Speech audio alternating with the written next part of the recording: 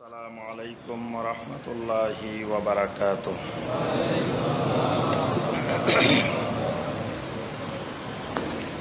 আউযু বিল্লাহি মিনাশ শাইতানির রাজীম। বিসমিল্লাহির রাহমানির রাহিম। ومن لم يستطع منكم طولا أن ينكح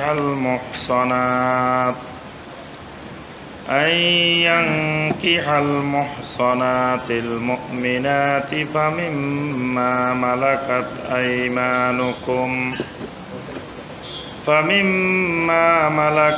أيمانكم من فتياتكم المؤمنات والله أعلم بإيمانكم بعضكم من بعض فانكحوهن بإذن أهلهن وآتوهن أجورهن بالمعروف محصنات غير مسافحات ولا متخذات أخدان فإذا أحسن فإن أتين بفاحشة فعليهن نصف ما على المحصنات من العذاب ذلك لمن خشي العنة منكم وأن تصبروا خير لكم والله غفور رحيم اللهم صل على محمد وعلى آل محمد كما صليت على إبراهيم وعلى آل إبراهيم إنك حميد مجيد اللهم بارك على محمد وعلى آل محمد كما باركت على إبراهيم وعلى آل إبراهيم إنك حميد مجيد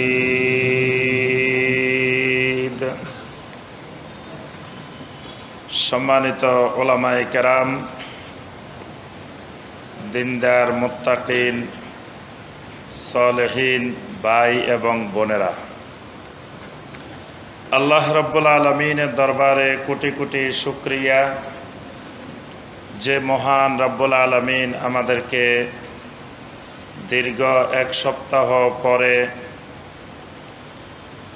1439 হিজরি সনের 12ই রজব তারিখে সলাতুল এশার পরে উত্তরা 11 নম্বর সেক্টর বাইতুন নূর জামে মসজিদে বসে আল্লাহ রাব্বুল আলামিনের নাজিলকৃত কালামে হাকিম থেকে কয়েকটি আয়াতে কারিমার সংক্ষিপ্তভাবে তাফসীর করার এবং শোনার তৌফিক দিয়েছেন, সেই মহান রাব্বুল আলামিনের শুকর আদায় করি। সকলে বলি আলহামদুলিল্লাহ। সম্মানিত ভাই এবং বোনেরা, আমাদের ধারাবাহিক কোরআনে কারিমের তাফসিরে যে সূরা থেকে আমাদের তাফসির চলছিল, এই সূরাটির নাম হলো সূরা আন-নিসা। সূরা আন-নিসার 24 নম্বর আয়াতে কারিমা পর্যন্ত আমরা গত তাফসিরে আলোচনা করেছি। আজকে সূরা আন-নিসার 25 নম্বর আয়াতে কারিমা থেকে আমাদের তাফসির হবে ইনশাআল্লাহ। ইতিপূর্বে সূরা আন-নিসার 3 পর্বের তাফসির হয়েছে। আজকে সূরা আন-নিসার 4th পর্বের তাফসির হবে ইনশাআল্লাহ। সূরা আন-নিসা এটি কি মাক্কি সূরা নাকি মাদানী সূরা? মাদানী সূরা। এই সূরার মধ্যে আল্লাহ সুবহানাহু ওয়া তাআলা শরিয়ার অনেকগুলো বিধিবিধান, হুকুম, আহকাম আলোচনা করেছেন। এজন্য আমরা 3 পর্বের তাফসিরে মাত্র আলোচনা করেছি, আয়াত হলো 24টি। অন্যান্য সূরা হইলে আমরা এক তাফসিরেই 24 আয়াত আলোচনা করতে পারতাম, কিন্তু সূরা আন-নিসা এটি গুরুত্বপূর্ণ শরঈ হুকুম আহকামের সাথে সম্পৃক্ত হওয়ার কারণে আমরা 3 তাফসিরে 24টি আয়াত তাফসির করেছি।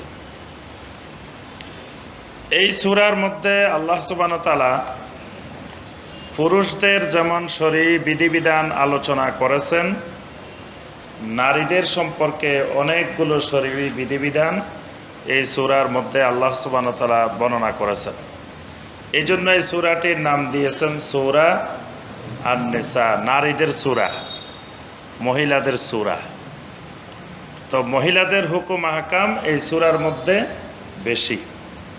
আমরা গত তাফসিরেও দেখেছি আল্লাহ সুবহানাহু ওয়া তাআলা 14 জন মহিলাকে নির্দিষ্ট করেছেন যাদের সাথে কোনো পুরুষের বিবাহ হওয়া হারাম, যাদেরকে মাহরাম বলা হয়, মুহাররামাত বলা হয়। এই 14 জনের আলোচনার পরে আল্লাহ সুবহানাহু ওয়া তাআলা বিবাহের কিছু বিধিবিধান, বিবাহের লক্ষ্য উদ্দেশ্য এবং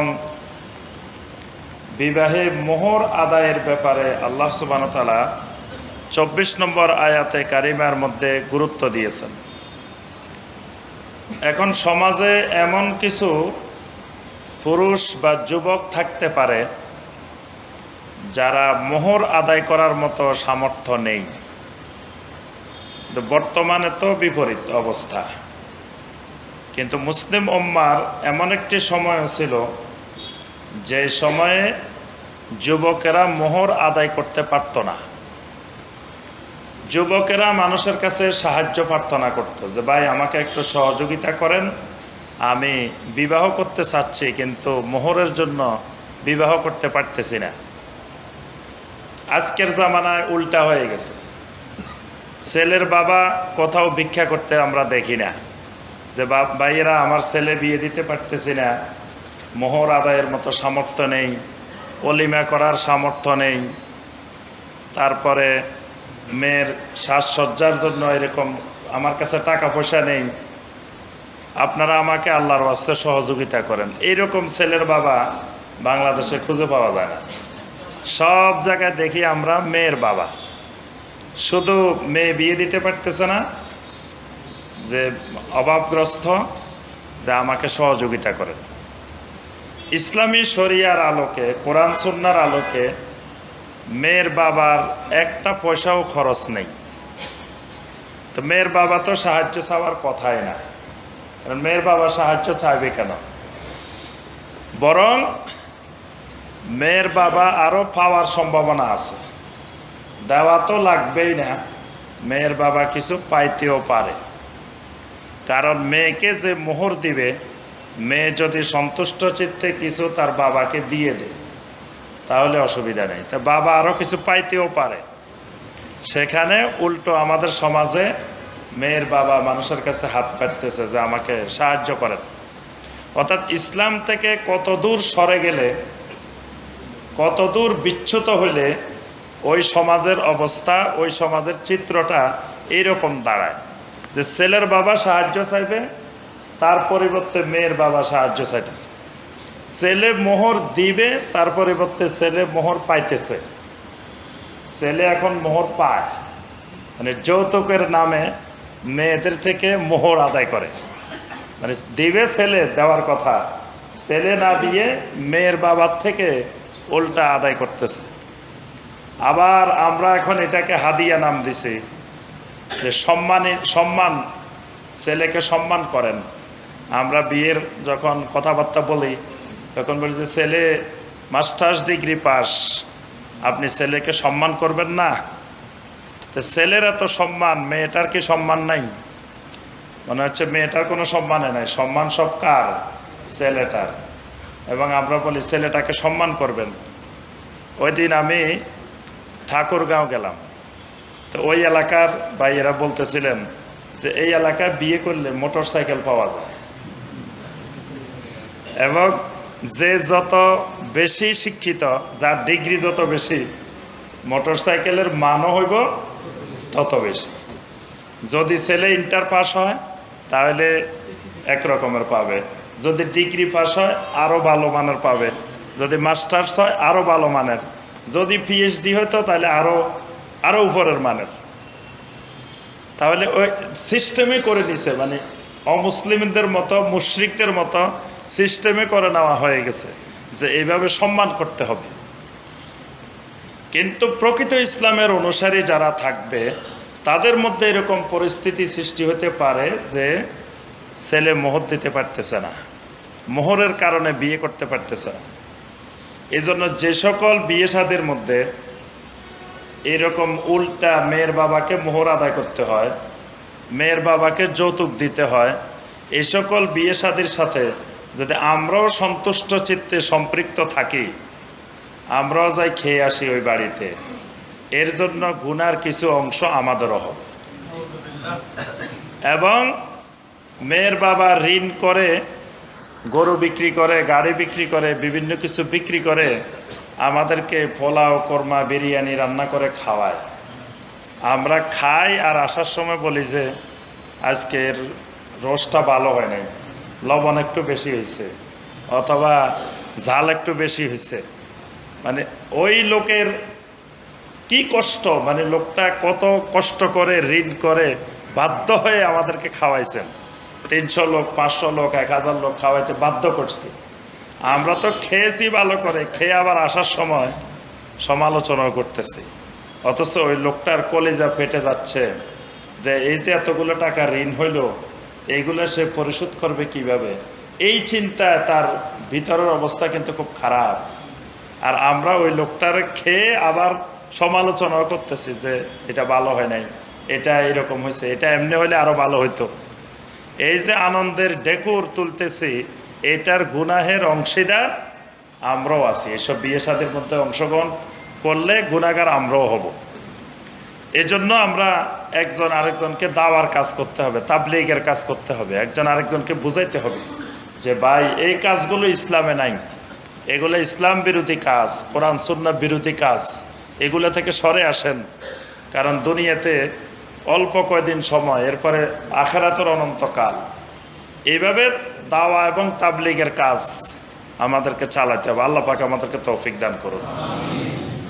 আল্লাহ সুবহানাহু ওয়া তাআলা সূরা আন-নিসার 25 নম্বর আয়াতে কারিমায় যে সকল যুবকেরা মোহর আদায় করার সামর্থ্য নেই তারা কি করবে, এর সমাধান দিয়ে আল্লাহ পাক বলেন, ওয়ামান লাম ইয়াস্তাতি মিনকুম তাওলান আইয়ানকিহাল মুহসানাতিল মুমিনাত, ওয়ামান লাম ইয়াস্তাতি মিনকুম তাওলান, যদি তোমাদের মধ্যে কারো অবস্থা এমন হয় যিনি মোহর আদায় করতে সামর্থ্য নাই, আইয়ানকিহাল মুহসানাতিল মুমিনাত, একজন মুমিনা স্বাভাবিক স্বাধীন ভালো একজন নারীকে বিবাহ করবে এই সামর্থ্য তার নাই, ফামিম্মা মালাকাত আইমানুকুম মিন ফাতায়াতিকুমুল মুমিনাত, আল্লাহ রাব্বুল আলামিন বলেন তাহলে মুমিন নারীদের, মুমিন যুবতীদের মধ্য থেকে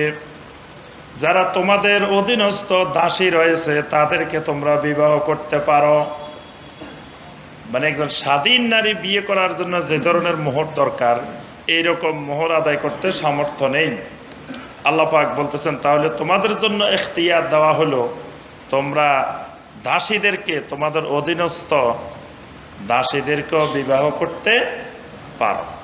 তবে আবার দাসী মানে কাজের মহিলা মনে করবেন না। অনেক জায়গায় এখন কাজের মহিলাকে দাসীর মাসালা দিয়ে দিচ্ছে, দিয়ে শরীয়তের দৃষ্টিতে দাসীর জন্য যা বৈধ ওই কাজের মহিলার সাথে ওই সব বৈধ করে নিতেছে। এজন্য দাসী এক জিনিস, আমাদের কাজের লোক যারা এটা ভিন্ন জিনিস। তবে আমরা গত তাফসিরে মনে হয় আলোচনা করেছি যে দাসীর বিধান ইসলামে রহিত হয় নাই, দাসীর বিধান কিয়ামত পর্যন্ত থাকবে। কারণ ইসলামে জেহাদও কিয়ামত পর্যন্ত অব্যাহত থাকবে, দাসী আসার সিস্টেমটাও কিয়ামত পর্যন্ত থাকবে। কিন্তু দাসী এসে দাসী স্থায়ী থাকবে না। একটা জেহাদের পরে দাসী এসলো 500 জন, এই 500 জন 1 মাসের মধ্যে এগুলো সব আবার স্বাধীন হয়ে যাবে। কিভাবে স্বাধীন হবে? ইসলাম জেহারের কাপ্পারা, কসমের কাপ্পারা, তারপরে কেউ রোজা ভঙ্গ করলে ইচ্ছাকৃতভাবে তার কাপ্পারা, অনেক বিষয়ের শরীর হুকুম আহকামের কাপ্পারা হইল গোলাম আজাদ করা। তো এই কাপ্পারা আদায় করতে করতে গোলাম আজাদ সব হয়ে যাবে, গোলাম আর কারো অধীনস্থ থাকবে না, আসবে আবার স্বাধীন হয়ে যাবে, আসবে আবার স্বাধীন হয়ে যাবে। কিন্তু এই বিধানকে আল্লাহ সুবহানাহু ওয়া তাআলা রহিত করেন নাই, এই বিধান কিয়ামত পর্যন্তই থাকবে। ওয়াল্লাহু আ'লামু বিঈমানিকুম, আল্লাহ রাব্বুল আলামিন তোমাদের ঈমান সম্পর্কে খুব ভালো করে জানেন। মানে তোমাদের ভিতরের ঈমানের খবরটা সবচেয়ে বেশি জানেন আল্লাহ রাব্বুল আলামিন। ঈমান এমন এক জিনিস, ঈমান বাহিরে দেখা যায় না, বাহিরে এর কিছু আলামত ফুটে ওঠে, চিহ্ন ফুটে ওঠে। যেমন কারো ভিতরে যদি ঈমান থাকে, এই লোক ফজরের সময় ঘুমাইতে পারবে না। ফজরের আজান দিলে মানে আজানটা ঈমানের সাথে কানেকশন। মসজিদে মুয়াজ্জিন বলে উঠবে হাইয়া আলাস সালাহ হাইয়া আলাল ফালাহ আস-সালাতু খায়রুম মিনান নাওম, এই আওয়াজটা মুমিনের ঈমানের মধ্যে ধাক্কা লাগবে, তখন মুমিনকে টেনে ঈমানেই টেনে ঘুম থেকে তুলে ফেলবে। এই যে সকালবেলায় উঠতে পারা, এটা ঈমানের লক্ষণ, ঈমানের আলামত। এরকম আলামত প্রকাশ পাবে ঈমানের, কিন্তু ঈমান বাইরে দেখা যায় না। ঈমান যদি বাহিরে দেখা যেত, তাহলে আব্দুল্লাহ ইবনে উবাই পৃথিবীর সবচেয়ে বড় আল্লাহওয়ালা মানুষ হয়ে যেত। কারণ আব্দুল্লাহ ইবনে উবাই নামের যে মানুষটা, তার কোনোদিন নামাজ কাজা হইতো না, নামাজ ঠিক মতো হইতো। তার দাড়ি, টুপি, পাঞ্জাবি, জুব্বা যা দরকার সব আমাদের থেকে আরো উন্নত মানের ছিল, সব ছিল। নবী সাল্লাল্লাহু আলাইহি ওয়াসাল্লামের সাথে জিহাদে অংশগ্রহণ করছে।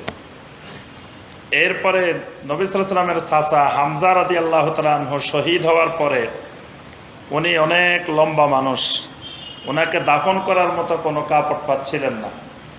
হামজার এই কাফনের জন্য তার জামাটা দিয়ে দিছে। আর নবী সাল্লাল্লাহু আলাইহি ওয়াসাল্লাম তার ঋণ পরিশোধ করে ওই লোক মারা যাওয়ার পরে নবী সাল্লাল্লাহু আলাইহি ওয়াসাল্লামের নিজের জামা মোবারক তাকে দিয়ে দিছে। কিন্তু নবী সাল্লাল্লাহু আলাইহি ওয়াসাল্লামের জামা দিয়ে দাফন করা হয়েছে, লোকটা হয়েছে কি জাহান্নামী, মুনাফিকের লিডার। অর্থাৎ নবী সাল্লাল্লাহু আলাইহি ওয়াসাল্লামের জামা দেওয়ার কারণে এই লোক জাহান্নাম থেকে বাঁচতে পারে নাই। আচ্ছা, এই লোকের বাহ্যিক সব অবস্থা দেখলে মনে হয়তো বিরাট আল্লাহর ওলি, কিন্তু ভিতরে মুনাফিকি। এজন্য ঈমান বাইরে দেখা যায় না, ঈমানের কিছু লক্ষণ প্রকাশ পেতে পারে, কিন্তু ঈমান দেখা যায় না। ঈমান থাকে কোথায়? ভিতরে। এই জন্য কার ভিতরে ঈমান কতটুকু আছে আমি আপনি কারো পক্ষে জানা সম্ভব নয়। তবে যতক্ষণ কোনো লোক বলবে আমি ঈমানদার, আমরা বিশ্বাস করব যে উনি ঈমানদার। একবার কয়েকজন সাহাবী এক জিহাদে যাচ্ছেন, রাস্তায় কিছু লোকের সাথে দেখা, তো এরা সাহাবায়ে কেরামকে দেখে ভয়ে বলে উঠতেছে আশহাদু আল্লা ইলাহা ইল্লাল্লাহু ওয়াহদাহু লা শারীকা লাহু ওয়া আশহাদু আন্না মুহাম্মাদান আবদুহু ওয়া রাসূলুহু। সাহাবায়ে কেরাম বলে উঠলেন এই মানুষগুলো আসলে ঈমানদার নয়, এরা ভয়ে এরকম কালেমা পড়তেছে, হত্যা করে ফেলছে মানুষগুলাকে। পরে নবী সাল্লাল্লাহু আলাইহি ওয়াসাল্লামের কাছে এসে যখন বলা হলো, নবী সাল্লাল্লাহু আলাইহি ওয়াসাল্লাম বললেন আশাকাকতুম কালবাহুম, তোমরা কি তাদের অন্তরগুলো ছিঁড়ে দেখছো নাকি? তারা ঈমানের কারণে কালেমা পড়ছে নাকি ঈমান বিহীন পড়ছে, এটা তো দেখার দায়িত্ব তোমাদেরকে দেওয়া হয়নি। কেউ যদি মুখে বলে আমি ঈমানদার, তুমি বলবা যে আলহামদুলিল্লাহ ঈমানদার। পৃথিবীতে যুগে যুগে নবী রাসূল আসছেন ঈমানদারের সংখ্যা বাড়ানোর জন্য, ঈমানদারের সংখ্যা কমানোর জন্য নবী রাসূল আসেন নাই। তা আজকে অবস্থা হয়ে গেছে উল্টা। আমাদের কাজ হলো ইমানদারের সংখ্যা কমায় দেওয়া, মানে অমুকও কাফের, অমুকও কাফের, অমুক মুনাফেক, অমুক ফাসেক, সব ইসলাম থেকে খারিজ। খালি মুসলমান থাকলে আমি আছি, আমার দল আছে, মানে মুসলমানকে কাফের বানানো। এটা একটা বড় ফেতনা, এটাকে বলা হয় তাকফিরি ফেতনা। এই ফেতনার প্রথম আবিষ্কারক খারেজিরা এবং শিয়ারা। শিয়া এবং খারেজি এরা সাহাবায়ে কেরামদেরকে কাফের বানিয়ে দিছে, সব সাহাবীদেরকে কাফের ফতোয়া দিছে। এবং তারা আজ পর্যন্ত শিয়া সম্প্রদায় বলে যে আবু বকর, ওমর, ওসমান লানাতুল্লাহি আলাইহি, নাউজুবিল্লাহ। তারা এদেরকে লানত দেয়, আয়েশা রাদিয়াল্লাহু তাআলা আনহাকে লানত দেয়, বলে যারা কাফের। তারা সাহাবীদেরকে কয়েকজন সাহাবী ছাড়া বাকি সবাইকে কাফের মনে করে। এই তাকফিরি ফিতনা বর্তমানে আবার দুনিয়া জুড়ে এটা বিস্তার লাভ করতেছে। কথায় কথায় কাফের, কথায় কথায় কাফের, কথায় কথায় মুনাফেক, কথায় কথায় ফাসেক। একজন আরেকজনকে ফতোয়া দিতে 1 মিনিট দেরি নেই। অথচ মুনাফেক যদি হয়ও স্পষ্ট, কিন্তু সে যদি বলে যে আমি মুসলিম, আমরা ধরে নিব তাকে মুসলিম, সে আমার ভাই। আমরা মুসলিমের সংখ্যা বাড়াবো, মুসলিমের সংখ্যা কমাবো না। কমানোর দায়িত্ব আল্লাহ পাক আমাদেরকে দেন নাই, আমাদেরকে বলা হয়েছে মুসলিমের সংখ্যা বাড়ানোর জন্য। এজন্য মুসলিমের সংখ্যা বাড়াইতে হবে এবং ভ্রাতৃত্ব থাকতে হবে সবার মধ্যে। নবী সাল্লাল্লাহু আলাইহি ওয়াসাল্লাম এই সাহাবীদেরকে বললেন, তোমরা কি তাদের অন্তর ছিঁড়ে দেখছো ভিতরে ঈমান আছে কি নাই? অর্থাৎ এটা দেখা দুনিয়ার কোনো মানুষের পক্ষে সম্ভব নয়। এজন্য আল্লাহ পাক এখানে বলতেছেন ওয়াল্লাহু আ'লামু বিঈমানিকুম, আল্লাহ রাব্বুল আলামিন তোমাদের ঈমান সম্পর্কে সবচেয়ে ভালো জানেন। কার ঈমান কতটুকু এটা সবচেয়ে ভালো জানেন আল্লাহ সুবহানাহু ওয়া তাআলা। এজন্য কে জান্নাতি কে জাহান্নামী এটা বলার অধিকার কি কোনো মানুষের আছে? কোনো অবস্থায় নেই। একদিন এক সাহাবী মারা গেছেন, এক মহিলা সাহাবী দৌড়ায় এসে বলতেছেন, আহারে কত ভালো মানুষটা, জান্নাতি মানুষটা মারা গেল। এরকম বলে না আমাদের দেশে, ভালো মানুষ একটা মারা গেলে মহিলারা কয় যে একবারে বেহেশতি মানুষ, দেখলেই মনে হইতো যে লোকটা জান্নাতি মানুষ। আহারে জান্নাতি মানুষটা মারা গেছে। আল্লাহ রাসূল সাল্লাল্লাহু আলাইহি ওয়াসাল্লাম তাকে ডেকে বললেন, এই মহিলা, আমি আল্লাহর নবী হয় আমি জানি না লোকটা জান্নাতি না জাহান্নামী, তুমি মহিলা কিভাবে জেনে গেলে? আমি আল্লাহর রসুল, আল্লাহর নবী, আমার কাছে ওহী আসে, তাও আমি জানি না সে জান্নাতি না জাহান্নামী, তুমি কেমনে জানলে এই লোক জান্নাতি না জাহান্নামী? তখন এই মহিলা সাহাবী বলতেছেন, এরপর থেকে আল্লাহর নবীর কোনো সাহাবী জীবনে কোনোদিন কাউকে জান্নাতিও বলতেন না জাহান্নামীও বলতেন। কারণ জান্নাত জাহান্নামের মালিক কে? আল্লাহ সুবহানাহু ওয়া তাআলা। আল্লাহর জান্নাত কাকে দিবেন না দিবেন আমাকে জিজ্ঞেস করে দিবেন নাকি? আল্লাহকে জিজ্ঞাসা করবেন, এই অমুকের জান্নাত দিতে চাচ্ছি, তুমি কি বলো? কি জিজ্ঞাসা করবেন? আল্লাহ সুবহানাহু ওয়া তাআলার জান্নাত আল্লাহ পাক কাকে দিবেন কাকে না দিবেন এটা আল্লাহর ব্যাপার। জাহান্নামও আল্লাহর, মালিকানা আল্লাহর। কাকে আল্লাহ সুবহানাহু ওয়া তাআলা জাহান্নামে দিবেন না দিবেন এটা আল্লাহ সুবহানাহু ওয়া তাআলার ব্যাপার। আমাকে আপনাকে দায়িত্ব দেওয়া হয় নাই যে অমুককে জাহান্নামে পাঠাই দাও, অমুককে জান্নাতে পাঠাই দাও। আমরা দোয়া করব সমস্ত মানুষ জান্নাতি হয়ে যাক, সমস্ত মানুষ জাহান্নাম থেকে বেঁচে যাক, এই দোয়া করব, এই দাওয়াত দিব, এই তাবলীগ করব, এই চেষ্টা করব। কিন্তু কাউকে আমরা বলবো না যে তুমি জাহান্নামী, তুমি জান্নাতি, জান্নাতিও বলবো না জাহান্নামীও বলবো না। এটার ফয়সালা করবেন আল্লাহ সুবহানাহু ওয়া তাআলা। এই জন্য আল্লাহ পাক এখানে স্পষ্ট করে দিচ্ছেন ওয়াল্লাহু আ'লামু বিঈমানিকুম, তোমাদের ঈমান সম্পর্কে আল্লাহ রাব্বুল আলামিন সবচেয়ে বেশি জানেন। বাদুকুম মিন বাদিন, তবে ঈমানের কারণে তোমরা একজন আরেকজনের ভাই বোন, একজন আরেকজনের বন্ধু। সুবহানাল্লাহ। অর্থাৎ দাস দাসী তারাও যদি ঈমানদার হয় আমার ভাই, ওই দাসী তিনি যদি ঈমানদার হন তিনি আমার বোন। আরেকজন বিরাট কোটিপতি, বিরাট বংশের মানুষ, কিন্তু ঈমান আনা নাই, ঈমান নাই, সে কি আমার ভাই বোন? আবু জেহেল, আবু লাহাব রাসূলের একেবারে ঘনিষ্ঠ, একেবারে নিকটাত্মীয়, কিন্তু এরা ভাই বোন হতে পারে নাই। কিন্তু ভাই বোন হয়ে গেছে সেই হাবশা থেকে, সেই আফ্রিকা থেকে কালো মানুষ বেলাল রাদিয়াল্লাহু তাআলা আনহু, সেই সুদূর অনেক দূর থেকে আসা সে আবু হুরায়রা রাদিয়াল্লাহু তাআলা আনহু, সে অনেক দূর দূরান্তের আবু যর গিফারি রাদিয়াল্লাহু তাআলা আনহু, তারা হয়ে গেছে ভাই। আর নিকটাত্মীয় রক্তের সম্পর্ক তারা ভাই হইতে পারে নাই। এই বাইটা ইমানের কারণে। এই জন্য আল্লাহ পাক বলতেছেন, তোমরা এরকম বিয়ে শাদী করার ক্ষেত্রে দাস দাসী দেখি তাদেরকে মনে করিও না যে এরা তো নিচের আর আমরা তো অনেক উপরের। বাদুকুম মিন বাদ, তোমরা একজন আরেকজনের ভাই বোন, একজন আরেকজনের বন্ধু। ফানকিহুহুন্না বিইজনি আহলিহিন্না, তবে তাদেরকে বিয়ে করার ক্ষেত্রে তাদের অভিভাবকের অনুমতি নিবে। বিয়ে করার সময় কোর্ট ম্যারেজ করে ফেলবে না।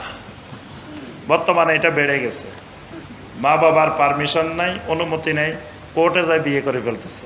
আল্লাহ পাক বলতেছেন ফানকিহুহুন্না বিইজনি আহলিহিন্না, ওই দাসীটা যার অধীনে আছে, যার তত্ত্বাবধানে আছে, তার অনুমতি ক্রমে তাদেরকে বিয়ে করবে। ঠিক কোনো মেয়েকে বিয়ে করতে হইল ওই মেয়ের অভিভাবকের অনুমতি নিয়ে বিয়ে করবে। অভিভাবকের অনুমতিবিহীন বিয়ে বর্তমানে খুব বেড়ে গেছে, কিন্তু অভিভাবকের অনুমতি নিয়েই বিয়ে করতে হয়। ওয়া আতুহুন্না উজুরাহুন্না বিল মারুফ, আর তাদেরকেও ন্যায়সঙ্গত পন্থায় তোমরা মোহরানা আদায় করো। দাসী বিয়ে করলেও মোহর দিতে হবে, তবে মোহরটা স্বাধীন নারী বিয়ে করলে বেশি হবে, আর দাসে বিয়ে করলে অল্প দিলেও চলবে, কম দিলেও চলবে। মুহসানাতিন গায়রা মুসাফিহাতিন ওয়ালা মুত্তাখিযাতি আখদান, তবে খেয়াল রাখতে হবে মুহসানাতিন বিয়ে করার উদ্দেশ্য হবে তুমি এবং ওই মহিলা দুইজনেই পবিত্র জীবন যাপন করার উদ্দেশ্যে। বিবাহের উদ্দেশ্য হবে মুহসানাতিন, দুইজনেই পবিত্র জীবন যাপনের জন্য। বিয়ে করে তারপরে যদি আবার অপবিত্র জীবন যাপন করে তাহলে বিবাহের উদ্দেশ্য হয় নাই। বিবাহের উদ্দেশ্য তার অন্যটা, হয় বিবাহের উদ্দেশ্য যৌতুক নেওয়া, অথবা বিবাহের উদ্দেশ্য অন্য কোনো মতলব, অন্য কোনো উদ্দেশ্য। যদি সঠিক উদ্দেশ্যে একজন ইমানদার বিয়ে করেন, তার উদ্দেশ্য হবে দুইজন একসাথে জান্নাতে যাওয়া। এজন্য বিবাহের সম্পর্ক কোন পর্যন্ত? জান্নাতে পৌঁছা পর্যন্ত, মরে যাওয়া পর্যন্ত না। অনেকে মনে করে মারা গেলে শেষ, মারা গেলে বিবাহের সম্পর্ক শেষ না। বিবাহের সম্পর্ক জান্নাতে পৌঁছা পর্যন্ত। জান্নাতে পৌঁছার পরে বিবাহের সম্পর্ক নাই, কিন্তু তারা জান্নাতে একসাথে থাকবে। সুবহানাল্লাহ। সেখানে সবাই স্বাধীন, নারীও স্বাধীন, পুরুষও স্বাধীন, কিন্তু বসবাস করবে এক জায়গায়।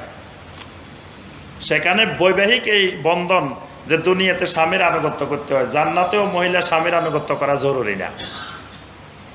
জান্নাতে গিয়ে মহিলারা সেখানেও আপনাকে রান্নাবান্না করে খাওয়াইবে, তারপরে আপনার খেদমত করবে। এইসব খেদমত করা সেখানে জরুরি না। উনিও স্বাধীন, আপনিও স্বাধীন, তবে থাকবেন এক জায়গায়। এজন্য যে খাদেমা থাকবে জান্নাতে, এই খাদেমা আপনারও খাদেমা, ওনারও খাদেমা। ওরা শুধু আপনার খেদমত করবে আর ওনার খেদমত করবে না, এরকম না। আর জান্নাতে তো খেদমতের দরকারে নেই, কারণ জান্নাতে আপনিও যুবক, উনিও যুবতী। আবার জান্নাতের ভিতরে কোনো রোগ শোক নাই, কোনো দুর্বলতা নাই, তার খেদমত করবেই কি। আর যা কিছু চাইবেন সব তো অটোমেটিক এমনি চলে আসবে। আপনার চাটা বানানো লাগবে না, খালি চা খাওয়ার ইচ্ছা করবেন, স্পেশাল চা আসে হাজির। সুবহানাল্লাহ। যেটা খাইতে চাইবেন সব চলে আসবে, তার খেদমতের দরকারে কি। পান সুপারি খাইতে চান কি? জান্নাতে পান সুপারি আছে না? জান্নাতে সব আছে। সুবহানাল্লাহ। দুনিয়াতে যা হারাম জান্নাতে সব হালাল। জান্নাতে কোনো হালাল হারামের বাধা নিষেধ নাই। যেটা খাইতে চান, যদি কোন যায় দুনিয়াতে তো সারা জীবন মদ খাইলাম না, এখানে একটু খাই দেখি, কোনো অসুবিধা নাই, ওখানে হালাল।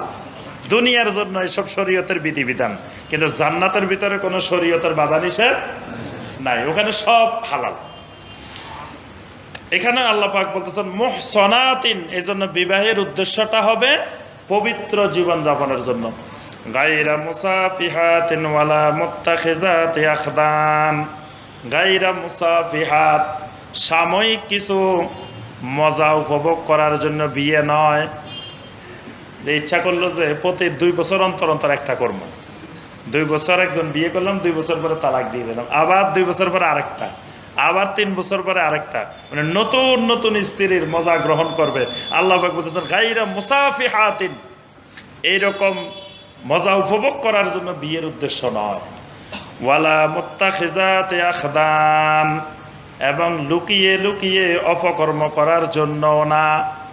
অনেকে বিয়েটা করে না একটা সার্টিফিকেট নেওয়ার জন্য, মানে বিয়ে করলে তখন মানুষ আর সন্দেহ করে না, তখন দুনিয়ার অপকর্ম করা আরো সহজ হয়ে যায়। মানে জানা, বেবিচার, অশ্লীলতা এগুলো বিয়ের পরে সহজ। মানুষ মনে করে না এত বউ আছে, ও কি এত খারাপ নাকি? আবার মনে করে এই মহিলা তো স্বামী আছে, এই মহিলা কি এত খারাপ নাকি? মানে তখন অপকর্ম করা আরো সহজ হয়ে যায়। আর বিবাহের আগে একটু লজ্জা থাকে, বিয়ের পরে তো লজ্জায় চলে যায়।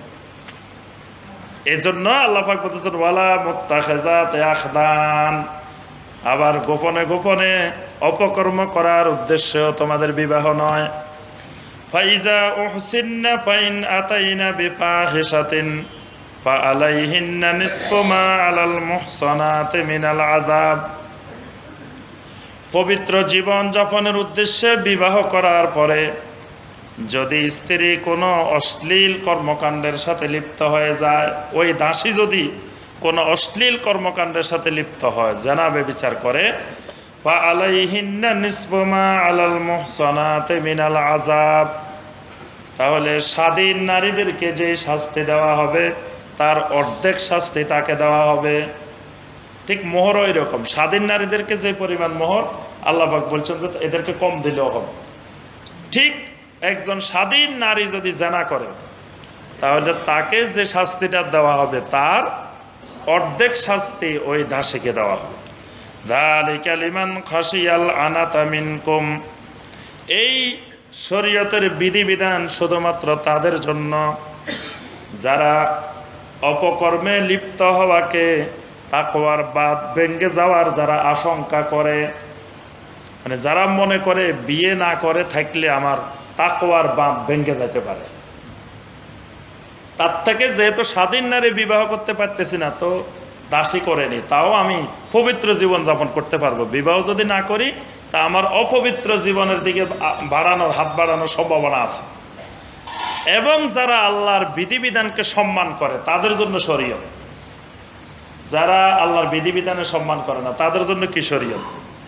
এজন্য এক লোক নামাজে পড়ে না, তার জন্য বিয়েই কিসের, তালাকে কিসের?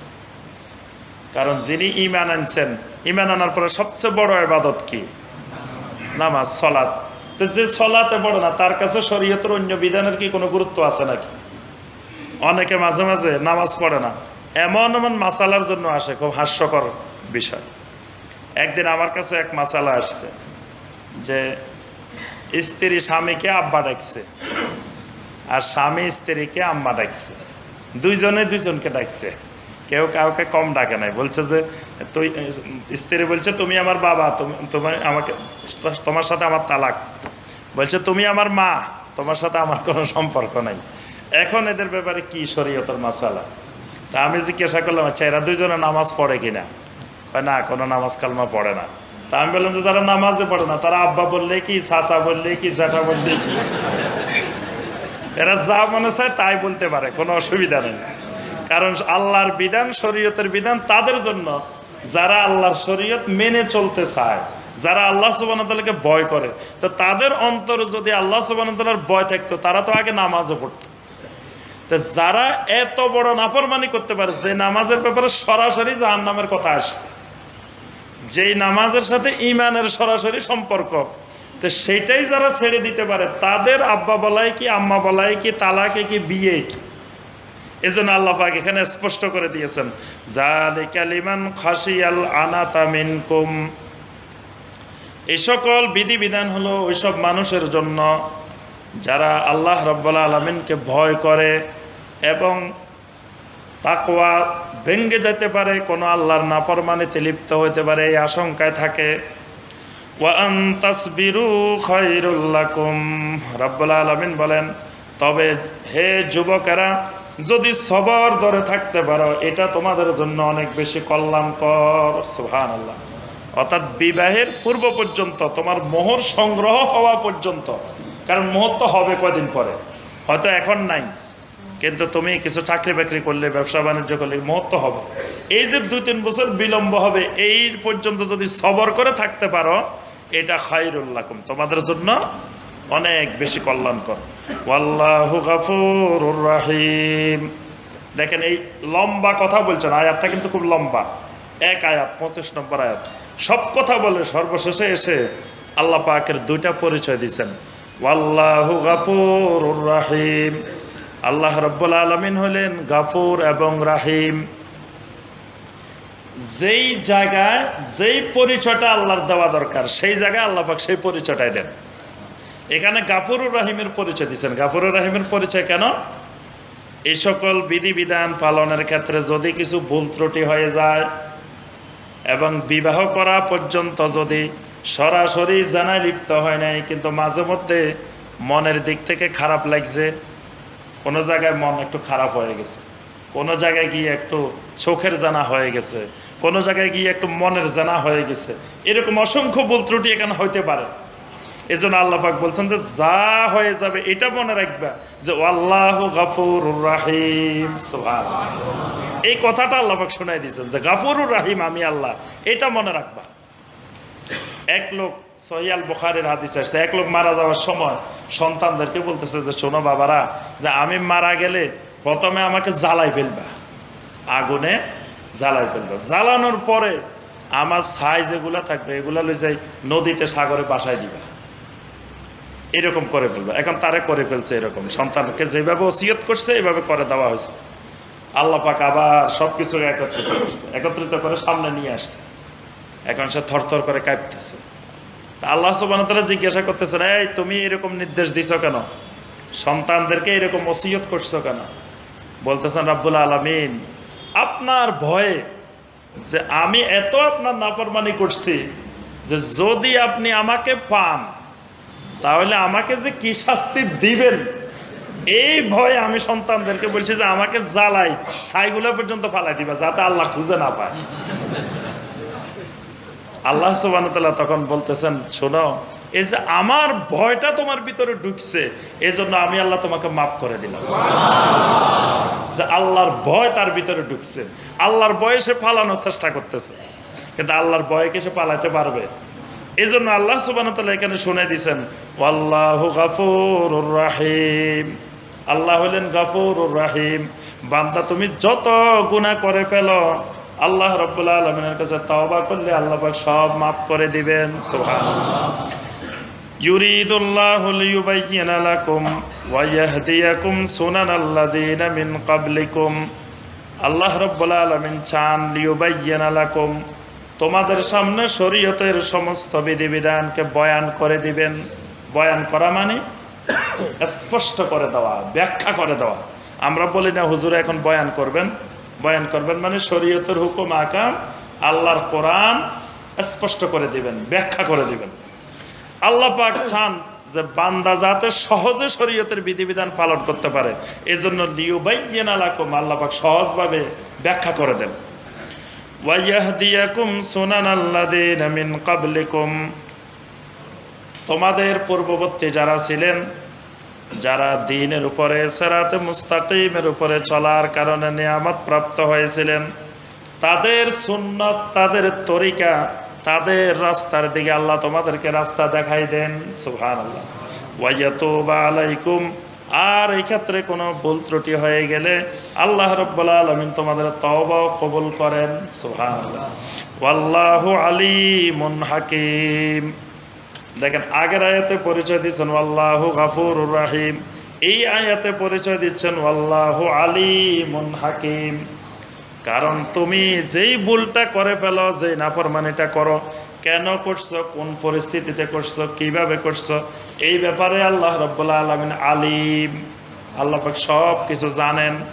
হাকিম, তিনি যে শরীয়তের বিধিবিধান দেন এটা আল্লাহর হিকমতের আলোকেই দেন। সুবহানাল্লাহ। আল্লাহ পাক জানেন যে কোন সময়ে কোন বিধান, কোন হুকুম আকামটা তোমাদের জন্য দরকার। ওয়াল্লাহু ইউরিদু আন ইয়াতুবা আলাইকুম, আল্লাহ রাব্বুল আলামিন চান তিনি তোমাদের উপরে দয়া পরবশ হবেন, তওবা কবুল করবেন, ক্ষমা করে দিবেন।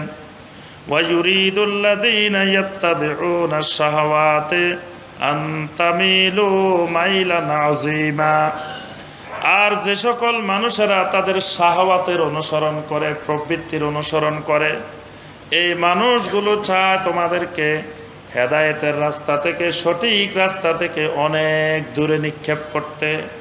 অনেক দূরে ঠেলে দিতে চায় তোমাদেরকে। মাইলান আজিমা মানে অনেক মাইল দূরে। আমরা মাইল বলি না বাংলা ভাষা, বাংলা ভাষার অনেক শব্দ কিন্তু আরবি থেকে আসছে। আন তামিলু মাইলান আজিমা মানে অনেক মাইল, শত শত মাইল তোমাদেরকে দূরে ঠেলে দিতে চায়। কারা? ইয়াত্তাবিউনা শাহওয়াত, যারা প্রবৃত্তির অনুসরণ করে, যারা শাহওয়াতের পূজা করে। এজন্য আল্লাহ পাক বুঝাতে চাচ্ছেন যে তোমরা সবসময় মেনে চলবে আমি আল্লাহর বিধিবিধান, প্রবৃত্তি পূজারীদের বিধিবিধান তোমরা কখনো মেনে চলবে না। ইউরিদুল্লাহু আন ইউখাফফিফা আনকুম, আর আল্লাহ রাব্বুল আলামিন সব সময় চান তোমাদের জন্য শরীয়তের বিধিবিধানকে একেবারে হালকা করে দিতে। সুবহানাল্লাহ, আল্লাহ পাক শরীয়তের কোনো বিধানকে কঠিন করেন নাই। শরীয়তটা সবচেয়ে হালকা, সবচেয়ে সহজ। আল্লাহ পাক চান আল্লাহর বান্দারা যাতে সহজে জান্নাতে চলে যেতে পারে। সুবহানাল্লাহ, এজন্য আল্লাহ পাক শরীয়তকে অত্যন্ত সহজ বানিয়ে দিয়েছেন। কিন্তু মাঝে মাঝে আমরা একটু কঠিন বানাই ফেলি, নিজেরাই কঠিন বানাই, নিজেরা কঠিন তৈরি করে ফেলি। কিন্তু আল্লাহ সুবহানাহু ওয়া তাআলার শরীয়ত, আল্লাহর দ্বীন একেবারে সহজ। ওয়া খুলিকাল ইনসানু দাঈফা, সহজ করার কারণ কি আল্লাহ পাক সাথে সাথে সেটাও ব্যাখ্যা করছেন। ওয়া খুলিকাল ইনসানু দাঈফা, কারণ মানুষকে সৃষ্টি করা হয়েছে একেবারে দুর্বল বানিয়ে। সুবহানাল্লাহ, মানুষ জ্ঞানের দিক থেকেও দুর্বল, শারীরিক কাঠামোর দিক থেকেও দুর্বল, সর্বদিক থেকে মানুষের মধ্যে সব দুর্বলতা আছে। এই জন্য আল্লাহ পাক বলতেছেন তোমাদের দুর্বলতার আলোকে আমি দ্বীনকে, ইসলামকে, শরীয়তকে সহজ করে দিয়েছি। সুবহানাল্লাহ, যেমন এই কোরআনে কারীম, আল্লাহ সুবহানাহু ওয়া তাআলা হলেন আলিম। আল্লাহ সুবহানাহু ওয়া তাআলার ইলম আমাদের থেকে কোটি কোটি কোটি গুণ বেশি, যেটা তুলনায় হয় না। আল্লাহ পাক বলছেন ওয়ামা উতীতুম মিনাল ইলমি ইল্লা কলিলা, তোমাদেরকে ইলম দেওয়া হয়েছে একেবারে সামান্য, কলিল, অল্প একটু ইলম। এখন আল্লাহ পাক যে আলিম, মহান ইলমের অধিকারী, সেই ইলম দিয়ে যদি কোরআন নাজিল হতো তা দুনিয়ার আমরা মানুষেরা বোঝার কোনো কায়দাই ছিল না, শুধু আল্লাহই বুঝতেন। কিন্তু আল্লাহ সুবহানাহু ওয়া তাআলা কোরআনটা নাজিল করছেন আমাদের জ্ঞানের আলোকে, মানে আমাদেরকে যতদূর দিয়েছেন ওই জ্ঞান দিয়ে যাতে আমরা বুঝতে পারি। এজন্য কোরআনটাকে আল্লাহ পাক একেবারে সহজ করে নাজিল করছেন, যাতে দুনিয়ার প্রত্যেকটা মানুষ এই কোরআনটা বুঝতে পারে। কোরআন নাজিল হয়েছে কার জন্য? নাকি শুধু আলেমদের জন্য? হুদাল লিন-নাস, আল্লাহ পাক কোরআনে কারিমে অসংখ্যবার বলছেন যে মানুষের জন্য কোরআন, শিক্ষিত অশিক্ষিত একেবারে সব শ্রেণী পেশা সব মানুষের জন্য কোরআন। কোরআন শুধু একটা বিশেষ গোষ্ঠীর জন্য, বিশেষ শ্রেণীর জন্য নাজিল হয়নি। অন্যান্য ধর্মীয় গ্রন্থগুলাকে একটা বিশেষ গোষ্ঠী সীমাবদ্ধ করে ফেলছে। অন্যান্য ধর্মের দেখবেন ধর্মগ্রন্থগুলো সাধারণ মানুষ পড়ে না, সাধারণ মানুষ জানে না, বুঝে না, শুধু একটা ধর্মীয় শ্রেণী তাদের হাতে আবদ্ধ। তারা যা বলে বাকিরা সেটাই বিশ্বাস করে, সেটাই বুঝে। কিন্তু কোরআনে কারিমকে আল্লাহ পাক এত সহজ করে নাজিল করছেন যাতে আম জনতা, সব মানুষ এই কোরআনে কারিম সহজে বুঝতে পারে। আর মানুষ দঈফ। কয়দিন আগে একজন আমাদের দেশের বড় আলেম, তো তিনি বলতেছেন যে আল্লাহ পাক নারীদেরকে দুর্বল করে বানাইছেন, এই জন্য নারীরা সব দঈফ হাদিসের আমল করবে। আর যেহেতু আমরা শক্তিশালী, এই জন্য আমরা সহি হাদিসের আমল করব। পুরুষেরা করবে সহি হাদিসের আমল, আর মহিলারা করবে দুর্বল হাদিস, কারণ মহিলারা দুর্বল। তো এখানে আল্লাহ পাক এই 28 নম্বর আয়াতে বলতেছেন ওয়া খুলিকাল ইনসানু দাঈফা, সমস্ত মানুষই দুর্বল। তো তাহলে তো সহিহ হাদিস সব বাদ দিয়ে দিতে হবে, দিয়ে আমরা সবাই দঈফ হাদিসের আমল করতে হবে, কারণ আল্লাহ সবাইরে বানাইছে দঈফ করে, সবাই দুর্বল। মানে যখনই আমরা ওহির বাহিরে কথা বলবো তো নিজের কথায় নিজে ধরা খাবো। ওহির বাহিরে যখন আমরা কথা বলি, ওহির বাইরে যখন আমরা অনেক কিছু ভালো মনে করি, কিন্তু দেখবেন যে এটা ভালো করতে যায় উল্টা খারাপ হয়ে যায়, কারণ আমাদের জ্ঞান তো সীমিত, সামান্য।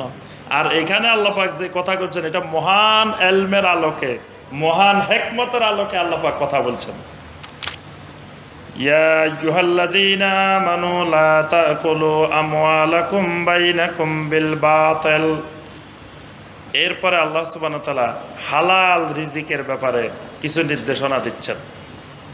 হালাল রিজিক ছাড়া আল্লাহ পাক কোনো ইবাদত কবুল করেন না। নবী সাল্লাল্লাহু আলাইহি ওয়াসাল্লাম স্পষ্ট করে বলছেন, ইন্নাল্লাহা তাআলা তাইয়্যিবুন লা ইয়াকবালু ইল্লা তাইয়্যিবা। আল্লাহ রাব্বুল আলামিন পুত পবিত্র। আল্লাহ পাক হালাল ভক্ষণকারী মানুষ ছাড়া অন্য কারো ইবাদত আল্লাহ পাক কবুল করেন না। কারণ নামাজ কবুল হতে হলে নামাজের আরকান আহকাম ঠিক রাখতে হবে। ঠিক রাখা লাগবে না? আরকান আহকাম কয় ফরজ? 13 ফরজ। এই 13 ফরজের মধ্যে একটা হলো শরীর পাক। শরীর পাক হওয়া লাগবে না? শরীর পাক মানে কি? খালি উপরে দিয়ে ভালো করে সাবান দিয়ে গোসল করলাম, ওযু করলাম, শরীর পাক? ভিতরে যদি সব নাপাক হয়ে থাকে, রক্ত যদি নাপাক থাকে, তা আপনি রক্ত পাক করবেন কি দিয়ে? রক্ত তো ওযু করলে, গোসল করলে, যত উন্নত মানের সাবান ব্যবহার করেন, রক্ত কিন্তু পাক হবে না। রক্ত পাক হইতে হইলে হালাল রিজিক লাগবে। হালাল রিজিক না হইলে আপনার রক্ত পাক হবে না। তো যদি শরীরে পাক না হয় তো নামাজ হবে কিভাবে? এজন্য আজকে আমাদের নামাজ হয়ে গেছে নাপাক শরীরের নামাজ। এজন্য যত নামাজ পড়ে কাজ হয় না, কোনো আমল আখলাক কোনো কিছু পরিবর্তন হয় না। এখান থেকে নামাজও পড়ে, এখান থেকে জমির আইলও কাটে, নামাজও পড়ে, আবার জমিও দখল করে, নামাজও পড়ে, মিথ্যা কথাও বলে, নামাজও পড়ে, মানুষকে ঠকায়, নামাজও পড়ে, ওজনে কম দেয়, নামাজও পড়ে, সুদও খায়, নামাজও পড়ে, ঘুষও খায়। এরকম আছে না সমাজে? অসংখ্য। বরং ইসলামের লেবাস ধরে মানুষকে ঠকানো সহজ। এই জন্য দেখবেন যে দাড়ি টাড়ি রেখে ইসলামের লেবাস ধরে মানুষকে অহরহ ঠকাইতেছে, মানুষ বেশি প্রতারিত হয়। কারণ ইসলামের লেবাস দেখলে মানুষ বিশ্বাস করে, এই বিশ্বাসে যখন যায় তখন সবচেয়ে ধরাটা খায়, ঠকানোটা খায় ওখানে। অর্থাৎ আমাদের শরীরের যে ব্লাড, সে রক্তগুলো, এইগুলো নাপাক। এইগুলো পাক করার মাধ্যম হলো হালাল এবং তৈয়বান। হালালান তৈয়বান দুটাই লাগবে। শুধু হালাল হলেও হবে না, শুধু তৈয়বান হলেও হবে না। এজন্য আল্লাহ পাক বলছেন, ইয়া আইয়ুহান নাস কুলু মিম্মা ফিল আরদি হালালান তৈয়বা। হালালান তৈয়বা, হালালান তৈয়বা মানে হালাল আর তৈয়বান দুটো বুঝেন তো নাকি? আমরা এর আগে ব্যাখ্যা করছি। ধরেন একজন ভাই অফিসে বসে 10,000 টাকা ফাইল সিগনেচার করে ঘুষের টাকা নিছে, নিয়ে উনি অফিস থেকে বাসায় আসার সময় 10 কেজি গরুর গোশত নিয়ে আসছেন। এখন বাসায় গরুর গোশতটা রান্না করা হয়েছে। এখন গরুর গোশত হালাল নাকি হারাম? জি, গরুর গোশত তো হালাল। এখন এই গরুর গোশতটা হালাল কিনা? কেন? এটা হালাল কিন্তু তৈয়বা না। কথাটা বুঝতে পারছেন? গোশতটা হালাল কিন্তু গোশতটা যে টাকা দিয়ে কিনা হয়েছে টাকাটা হালাল না। এজন্য এটা হালাল কিন্তু তৈয়বান হয় না।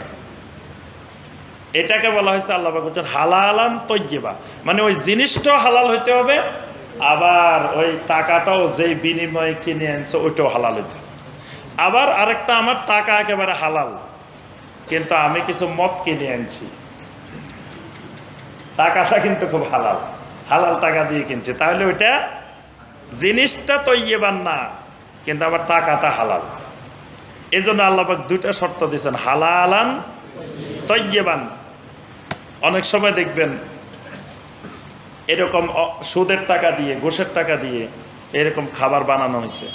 দেখবেন যে ওই লোকের বাসায় যায় দেখবেন সুন্দর করে দস্তরখান বিছাইছে, তারপরে সুন্নতি পদ্ধতিতে বসছে, বসে আবার বিসমিল্লাহ বলে শুরু করছে, আবার ডাইন হাত দিয়ে খাইতেছে, আবার খাবারের পরে আলহামদুলিল্লাহ বলতেছে, সুন্দর করে আঙ্গুল সব ছেটে খাইতেছে, প্লেট সব পরিষ্কার করে খাইতেছে, যত সুন্নত আছে সব পালন করতেছে। কিন্তু টাকাটা কিসের? সুদের টাকা, ঘুষের টাকা, কিন্তু সব সুন্নতের মধ্যে পালন করতেছে। তাহলে এটা হালালান কিন্তু তৈয়বান হয় নাই। যত সুন্নতে পালন করুক কিন্তু তার জন্য এটা হালাল হয় না, বরং আল্লাহর শরীয়তের সাথে তামাশা করার কারণে তার ঈমান চলে যাওয়ার সম্ভাবনা আছে। কারণ আল্লাহ পাক যেটা হারাম করছেন সেটাকে আমি হালাল বানাইছি, বানানোর পরে আবার এটাতে সুন্নত লাগাইতেছে। আবার অনেকে দেখবেন হারাম ইনকাম করে মাসে মাসে বছরে কয়েকবার ওমরা চলে যায়, হজে চলে যায়। এরকমও আল্লাহর বান্দা আছে। কত রকমের আল্লাহর বান্দা যে জমিনে আছে হারাম ইনকাম করে, কিন্তু দেখবেন যে প্রতি বছর হজে যায়। কেন হজে যায়? যে বছরে 1 কোটি টাকা হারাম ইনকাম করছে, হজে যাইতে 3 লাখ টাকা লাগলো, অসুবিধা কি? যে নিজে একা খাইলাম না, আল্লাহকেও কিছু খাওয়াইলাম। নিজে সব খাইলে কেমনে হবে, আল্লাহকেও তো কিছু খাওয়াইতে হবে। এই জন্য মসজিদে 2 লাখ, হজে যাওয়ার জন্য 3 লাখ, ওমরা যাওয়ার জন্য 2 লাখ, বাস। উনি ধারণা করতেছে মনে হয় আল্লাহ পাক সব মাফ করে দিছে, কারণ আল্লাহকেও তো কিছু খাওয়াই দিছে। বরং আল্লাহকে খাওয়াইতে যায় তার ইমানও গেছে, আমও গেছে, সালাও গেছে, সব গেছে। কারণ আগে তো এটা উনি হারাম ইনকাম করছে, কবিরা গুনাহ করছে, হারাম কাজ করছে। কিন্তু যখন হারাম ইনকামটা আবার আল্লাহকে খাওয়াইতে গেছে, তখন আল্লাহর সাথে তামাশা করছে, ঠাট্টা করছে। যে আল্লাহ পাক নিষেধ করছে, নিষেধকৃত সম্পদ আবার আল্লাহকে দিতেছে। এটা আল্লাহর সাথে ঠাট্টা করা। আর আল্লাহর সাথে ঠাট্টা করলে ঈমান চলে যায়। এটা ঈমান ভঙ্গের একটা কারণ, যে আল্লাহ সুবহানাহু ওয়া তাআলার সাথে ঠাট্টা করা, বিদ্রূপ করা, এটা ঈমান চলে যায়। এখানে আল্লাহ সুবহানাহু ওয়া তাআলা এই হালাল ইনকামের ব্যাপারে, হালাল উপার্জনের ব্যাপারে একটি নীতিমালা বর্ণনা করতেছেন। ইয়া আইয়ুহাল্লাযীনা আমানু লা তাকুলু আমওয়ালাকুম বাইনাকুম বিল বাতিল। হে ঈমানদারগণ, একজন আরেকজনের সম্পদ বাতিল পদ্ধতিতে কখনো খেও না, বাতিল পদ্ধতিতে খাইও না। তাহলে খাইতে হবে কোন পদ্ধতিতে? হক পদ্ধতিতে। বাতিলের বিপরীত হলো হক। মানে যেভাবে খাওয়া শরীয়তে জায়েজ, শরীয়ত অনুমোদন করে, সেইভাবে খাওয়া যাবে। কিন্তু বাতিল পদ্ধতিতে, বাতিল পদ্ধতি মানে যেই পদ্ধতিটা শরীয়তে অনুমোদিত না। ব্যবসার অনেকগুলো পদ্ধতি আছে, এই পদ্ধতিগুলোর মধ্য থেকে যেই পদ্ধতিগুলো শরীয়ত অনুমোদন করে, যেমন মোদারাবা, মোশারাকা, বাইয়ে সালাম, বাইয়ে মুআজ্জাল, এরকম ব্যবসার অনেকগুলো নীতিমালা আছে। এই নীতিমালার আলোকে যেটা সমর্থিত এইটা হক পদ্ধতি, আর যেটা সমর্থিত না বাতিল পদ্ধতি। যেমন MLM ব্যবসা আছে। MLM ব্যবসা দেখছেন না? কিছুদিন আগে খুব রমরমা ছিল বাংলাদেশে, যে ডেস্টিনি, অমুক তমুক, এরকম অনেকগুলো MLM ব্যবসা। MLM ব্যবসা বাতিল পদ্ধতি। বিশ্বের সমস্ত ওলামায়ে কেরাম এই ব্যাপারে ফতোয়া দিয়েছেন যে এটা কোনো ব্যবসার পদ্ধতি না। শরীয়তের যতগুলো পদ্ধতি আছে এই পদ্ধতির সাথে এটা সামঞ্জস্যপূর্ণ না। কারণ এটার এক জায়গায় গন্তব্যস্থল, ডানে বামে যাইতে যাইতে এক জায়গায় গিয়ে শেষ হয়ে যাবে। তো ইসলাম এরকম কোন জায়গায় গিয়ে ঠেকবে, কোন জায়গায় থামবে, এটার কোনো নির্দিষ্টতাও নাই। এরকম অনির্দিষ্ট জিনিসকে ইসলাম ব্যবসা বলে না। আরও অনেকগুলো বিধিবিধান এর মধ্যে শরীর লঙ্ঘন আছে, ওইটা আমাদের মূল বিষয় না। মূল বিষয় হলো মানে ব্যবসার যে পদ্ধতিগুলো শরীয়ত স্বীকৃত, এইগুলার নাম হলো হক পদ্ধতি, আর যেগুলো স্বীকৃত না সেগুলো হলো বাতিল পদ্ধতি। ঠিক চাকরি বাকরির ক্ষেত্রে যেই জিনিস খাওয়া হারাম, যেই জিনিস পান করা হারাম, যেই জিনিস ব্যবহার করা হারাম, ওই জিনিস যেই প্রতিষ্ঠানে তৈরি করে, ব্যবসা করে, তারপরে বিপণন করে, প্রচার করে, সেই প্রতিষ্ঠানে চাকরি করাও হারাম। অর্থাৎ আমি যে সেখানে কিছু শ্রম দিচ্ছি, এই শ্রমটার বিনিময়ে হারাম কাজের প্রচার প্রসার হচ্ছে। এই জন্য ওইটার ব্যাপারে আমি সহযোগিতা করার কারণে আমার চাকরিটাও হারাম। অনেক ভাই আমাদের কাছে জিজ্ঞাসা করে যে ভাই এই চাকরি করতেছি, এটা হালাল কিনা, এটা হারাম কিনা, এটা কি কিনা। তা এত ব্যাখ্যার দরকার না, আপনি যদি সূত্রটা মনে রাখেন, বীজগণিতের সূত্র মনে রাখলে আপনি নিজেই বের করতে পারবেন, নিজে অঙ্ক করে বাইর করে ফেলবেন। সব অঙ্ক কি স্যারে করে দেওয়া লাগে নাকি? স্যারে স্কুলে একটা দুটা করা দিবে, সূত্রটা বলে দিবে যে A³ + B³ সূত্র এটা, বাস এটা দিয়ে আপনি আবার মিলে সব করে ফেলবেন।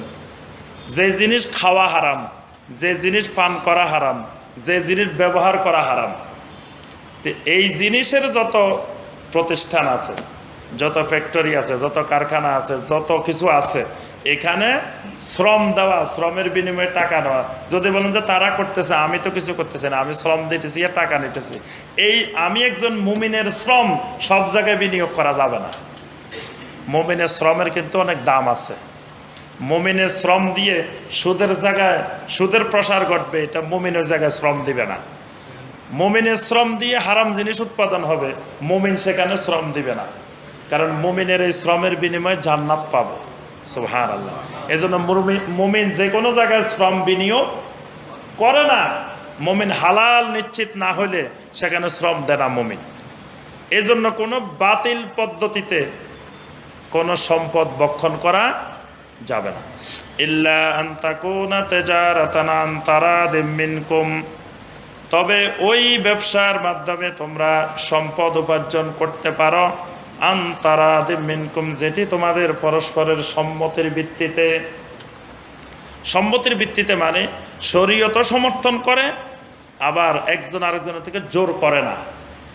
এটা ব্যবসা বাণিজ্যের পদ্ধতিতে পরস্পরের সম্মতির ভিত্তিতে। আবার অনেকে এখন প্রশ্ন করে আমাদের কাছে যে হুজুর, সুদ তো এখন সম্মতির ভিত্তিতেই দিচ্ছে, জোর করে তো আমি নিচ্ছি না, উনি তো আমাকে সম্মতির ভিত্তিতেই দিচ্ছেন। তো জানাও তো সম্মতির ভিত্তিতে হয়, জানা কি জোর করে হয় নাকি? জানা তো সম্মতির ভিত্তিতে হয়। এজন্য ইসলামের সম্মতির ভিত্তিতে হইলেও এটা হারাম, সুদ সম্মতির ভিত্তিতে হইলেও হারাম, জানা ব্যভিচার সম্মতির ভিত্তিতে হইলেও হারাম। অনেকে বলে যে হুজুর, তালাক যে দিছি, যে মাথা তো গরম ছিল, বুঝতে পারি নাই।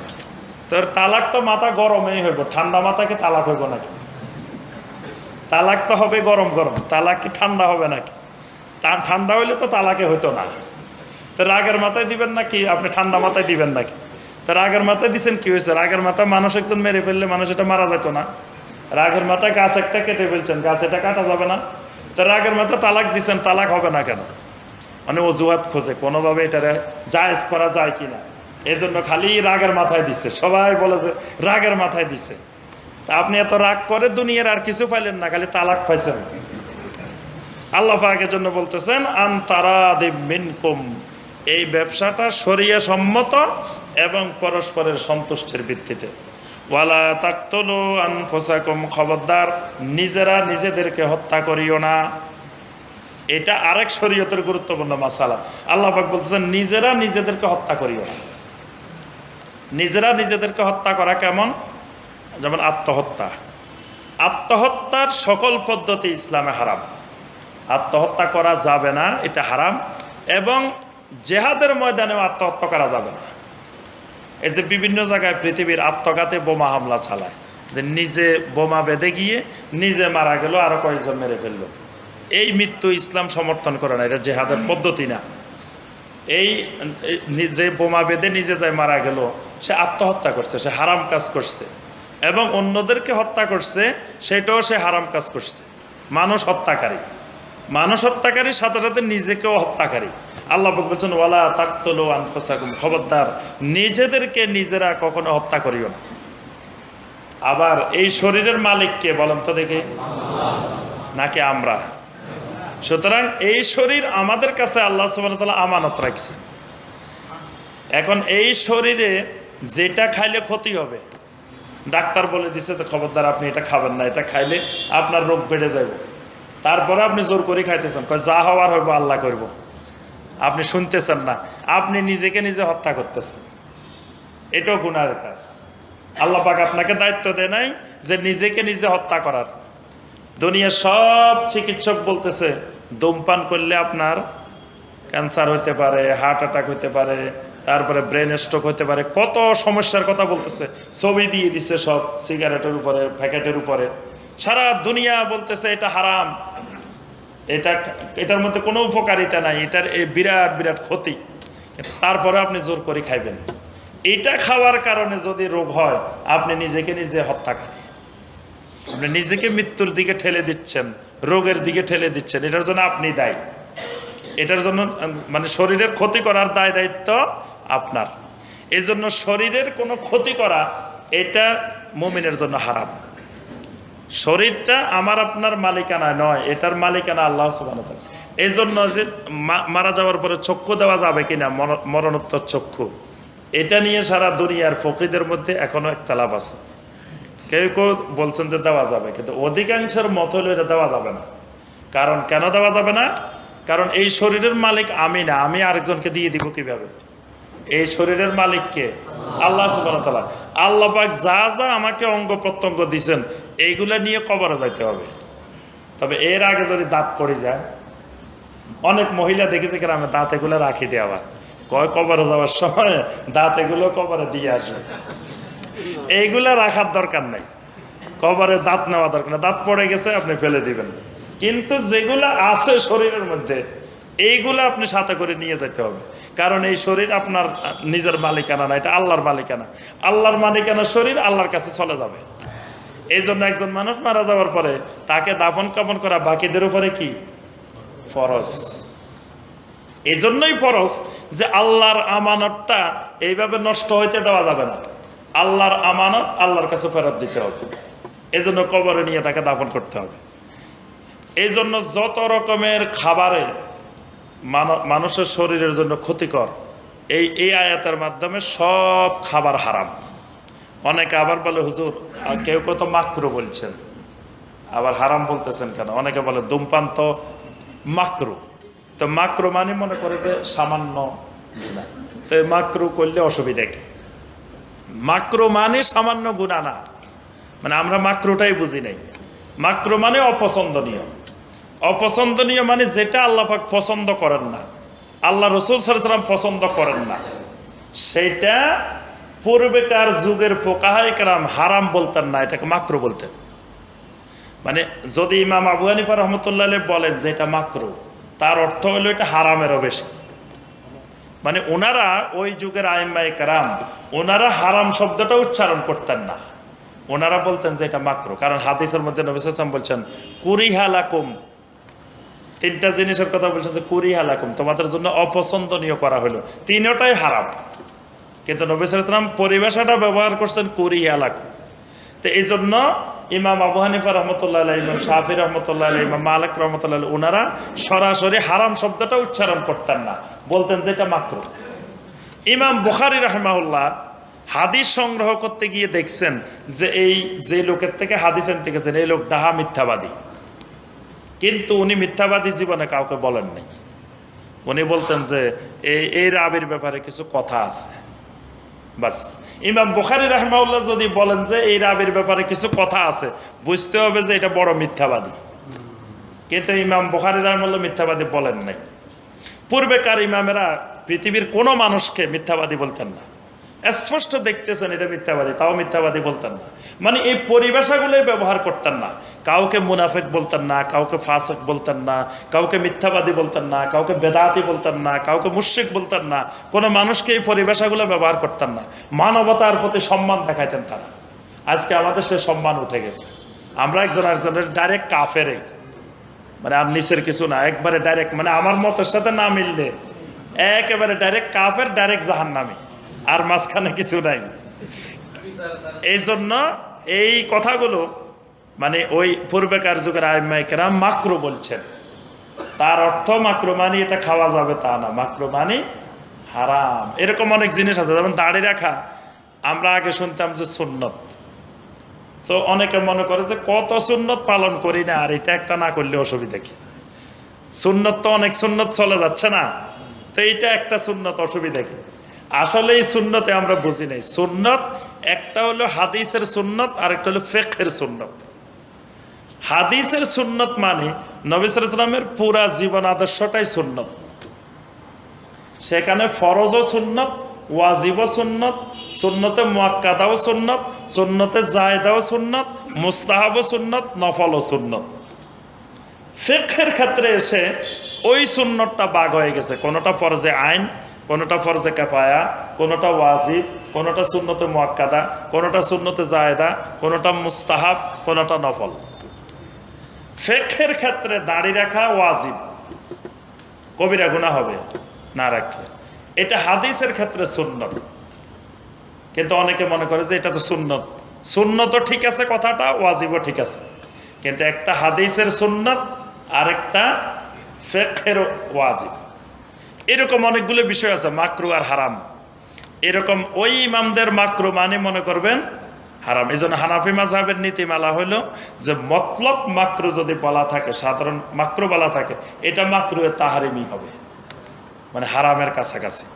তা আল্লাহ পাক বলতেছেন ওয়ালা তাকতুলু আনফুসাকুম, খবরদার তোমরা নিজেদেরকে হত্যা করিও না। ইন্নাল্লাহা কানা বিকুম রাহিমা, আল্লাহ রাব্বুল আলামিন তোমাদের প্রতি অত্যন্ত রহমশীল। এই রহমশীলের কথা কেন বলছেন? রহমশীলের কথা এই জন্য বলছেন, মানে প্রত্যেকটা আয়াতের পরে আল্লাহর পরিচয়টা দেখলে আপনি আগের কথাটা বুঝতে পারবেন যে আগের কথার সাথে আল্লাহর এই পরিচয়টার একটা সম্পর্ক আছে। আল্লাহ পাক বলতে চাচ্ছেন, বান্দা না বুঝে বাতিল পদ্ধতিতে সম্পদ উপার্জন করে ফেলছ, সুদ অনেক খেয়ে ফেলছ, ঘুষ অনেক খেয়ে ফেলছ, হারাম অনেক ইনকাম করে ফেলছ, বা নিজেকে হত্যা করার মতো অনেক জিনিস এতদিন খেয়ে ফেলছ। এখন যদি তুমি তওবা করে ফিরে আসো, ইন্নাল্লাহা কানা বিকুম রাহিমা, আল্লাহ সুবহানাহু ওয়া তাআলাকে তুমি রাহিম পাইবা, রহমশীল পাইবা। আল্লাহ সুবহানাহু ওয়া তাআলার কয়েকটা নাম আছে, এগুলো বান্দার ক্ষেত্রে ব্যবহার করা যাবে না, বুঝছেন? আল্লাহর নামগুলো সিফাতগুলো দুই ভাগে বিভক্ত। এক প্রকারের নাম আছে আল্লাহ ছাড়া কোনো বান্দার ক্ষেত্রে ব্যবহার করা যাবে না, আরেক প্রকারের নাম আছে ভিন্ন অর্থে বান্দার জন্য ব্যবহার করা যাবে। যেমন আল্লাহ এই শব্দটা, এই নামটা কোনো মাখলুকের ক্ষেত্রে ব্যবহার করা। তারপর খালেক, খালেক মানে সৃষ্টিকর্তা। পৃথিবীর কোনো মানুষ যত কিছু বানাক, যত কিছু আবিষ্কার করুক, তাকে খালেক বলা যাবে না। যিনি কম্পিউটার আবিষ্কার করছেন ওনাকে খালেক বলা যাবে না, যিনি বিমান আবিষ্কার করছেন ওনাকে খালেক বলা যাবে না। অর্থাৎ এই শব্দটাই ব্যবহার করা যাবে না, যেই অর্থেই হোক। নাম খালেক রাখে নাই, নাম রাখছে আব্দুল খালেক। তারপরে হলো আর রহমান। আর রহমান শব্দটা, আল্লাহর এই নামটা বান্দার ক্ষেত্রে ব্যবহার করা যাবে না। তারপরে আর রাহিম, এটা বান্দার ক্ষেত্রে ব্যবহার করা যাবে না। তারপর সুবহান, এটি বান্দার ক্ষেত্রে ব্যবহার করা যাবে না। এরকম অনেকগুলো নাম আছে। এই জন্য আমরা যে কদিন আগে একটা আলোচনার মধ্যে বলছিলাম যে আমাদের দেশে বিবি রহিমা, রহিমা কত মহিলার নাম যে রহিমা আছে আমাদের দেশে। সবাই তো মনে করে ভালো নাম, কিন্তু রহিমা রহিমের স্ত্রীলিঙ্গ, রাহিম রাহিমের স্ত্রীলিঙ্গ হলো কি রাহিমা, মানে রাহিমের সাথে একটা তা যোগ করলে রাহিমা হয়। তো অথচ এই নামটা কোনো মাখলুকের ক্ষেত্রে ব্যবহার করা যাবে না। আমরা গজল শুনছি যে আইয়ুব আলাইহিস সালামের, আইয়ুব নবী জারি শুনছেন না, বিবি রহিমা জারি, আইয়ুব নবী জারি। ওই জারির মধ্যে আমরা পাইছি যে আইয়ুব আলাইহিস সালামের এক স্ত্রী ছিল, তার নাম হলো কি বিবি রহিমা। সব চলে গেছে আইয়ুব আলাইহিস সালামকে ফেলে দিয়ে, এই স্ত্রী যায় নাই, বিবি রহিমা স্বামীর খেদমত করছে। এগুলো হলো কাল্পনিক নাম, জারির নাম, কোরআন হাদিসে আসা নাই। কোরআনে কারিমেও কোনো জায়গায় এই নামটাও আসা নাই। আইয়ুব আলাইহিস সালামের স্ত্রীর নাম ছিল রহিমা, এই কথা কোরআনে কারিমেও আসা নাই, কোনো হাদিসেও আসা নাই। অথচ আমাদের সমাজে কিন্তু সবার মুখে মুখে সবাই কিন্তু জানে, প্রত্যেক বাড়িতে খুঁজলে রহিমা পাইবেন, এই নাম এত পছন্দনীয়। অথচ দেখেন নবী সাল্লাল্লাহু আলাইহি ওয়াসাল্লামের স্ত্রী, মেয়েদের বা ওই যুগের কোনো সাহাবায়ে কেরামের স্ত্রীর কোনো মেয়ের নাম কিন্তু রহিমা নাই। তো আমি আলোচনা করার পরে একজন আবার আমাকে কাফেরও ফতোয়া দিছে, ফেসবুকে লিখছে যে এই হুজুর তো কাফের। কারণ কি? আল্লাহ কোরআনের মধ্যে 22 জায়গায় বলছে রাহিমা, আর এই হুজুরে কয় কোরআনে নাকি রাহিমা নাই। সাথে সাথে কইলাম না ডাইরেক্ট কাফের, মাঝখানে আর কিছু নাই। তো দলিল হলো কি, এই যে ইন্নাল্লাহা কানা বিকুম রাহিমা, এখানে রাহিমা আছে না? তো ওই লোক বলতেছে উনি কয় রহিমা নাই। এখানে যে রাহিমা, এটা তো হলো ইন্না আসার কারণে, এখানে আরবি ব্যাকরণের নিয়ম অনুযায়ী এখানে রাহিমান, কোন জায়গায় হয় রাহিমান, কোন জায়গায় হয় রাহিমুন, কোন জায়গায় হয় রাহিমিন। এটা হলো ব্যাকরণের কারণে, কিন্তু মূল শব্দটা রাহিম। এখানে এখানে তা নাই, তা হইলে ওটা স্ত্রীলিঙ্গ। তা আমরা যে রহিমা বলছি সেটা তো এই রহিমা না, সেটা হলো তাওয়ালা রাহিমা, মানে রহিমের সাথে তা যোগ হবে। আর এটা হলো রহিমের সাথে 2 জবর যোগ হয়েছে, আলিফ যোগ হয়েছে। এটা যখন আমরা থেমে যাই, ওয়াকফ করি, তখন হয় ইন্নাল্লাহা কানা বিকুম রাহিমা, একটা জবর বাদ পড়ে যায়। এটা তাজবিদের নিয়ম অনুযায়ী। দেখেন, মানে ওই ভাই বোঝা গেছে যে আরবি সম্পর্কে তার কোনো নলেজ নাই, অথচ জ্ঞান নাই, কিন্তু আরেকজনের কাফের বলে দিছে। কি সাংঘাতিক ব্যাপার!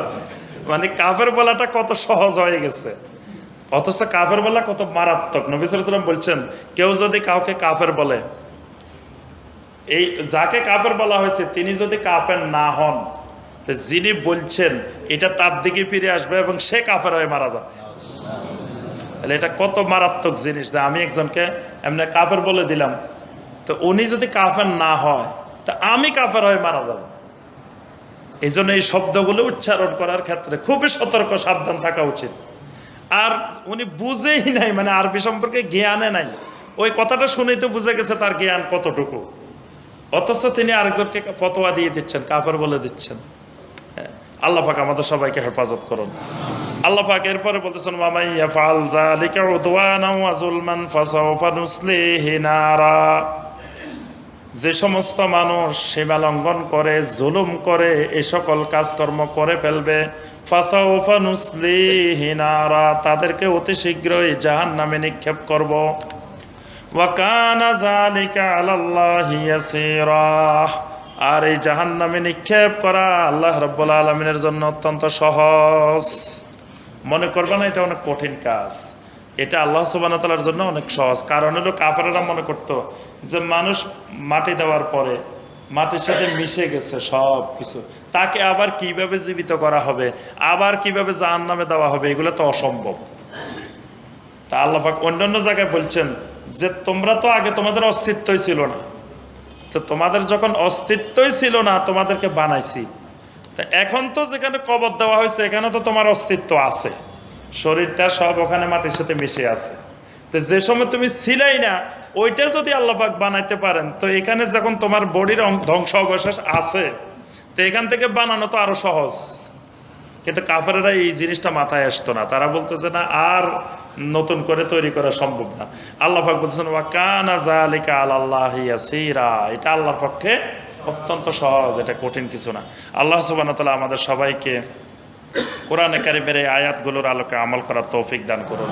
আল্লাহ সুবহানাহু ওয়া তাআলা আমাদের সবাইকে কোরআনে কারিমকে মহব্বত করার, কোরআনে কারিমের তেলাওয়াত করার, কোরআনে কারিমকে জানার, বুঝার আল্লাহ পাক তৌফিক দান করুন। সবাইকে কোরআনের আমলকারী বানিয়ে দিন। কোরআনে কারিমের বরকত আমাদের সবাইকে হাসিল করার তৌফিক দান করুন। আমাদের মধ্যে যারা অসুস্থ আছেন আল্লাহ পাক সবাইকে এই তাফসিরের বরকতে আল্লাহ পাক সুস্থতা দান করুন। আমাদের যে ঈমানের দুর্বলতা আছে আল্লাহ পাক আমাদের সকলের ঈমানকে বিশুদ্ধ বানিয়ে দিন। আল্লাহ পাক আমাদের সবাইকে দুনিয়ায় যতদিন বেঁচে থাকি ইসলামের উপরে বেঁচে থাকার তৌফিক দিন। দুনিয়া থেকে বিদায় নেওয়ার সময় আল্লাহ পাক ঈমানের সাথে বিদায় নেওয়ার তৌফিক দান করুন। সুবহানাকা আল্লাহুম্মা বিহামদিকা আশহাদু আল্লা ইলাহা ইল্লা আনতা আস্তাগফিরুকা ওয়া আতুবু ইলাইক। ইনশাআল্লাহ পরবর্তী তাফসিরে 31 নম্বর আয়াতে কারিমা থেকে আমাদের তাফসির হবে ইনশাআল্লাহ।